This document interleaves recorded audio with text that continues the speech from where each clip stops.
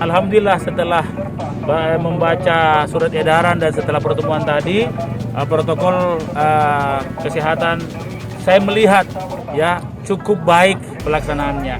Artinya kalau ini semua berjalan dengan baik seperti hari ini yang kita saksikan, maka izinkan saya menyampaikan terima kasih kepada para pengusaha, para pemilik usaha dan para pemilik acara yang terus memperhatikan ini, karena ini menjadi bagian dari kita semua. Nah, tinggal pertanyaan besar, bagaimana konsistensi kita.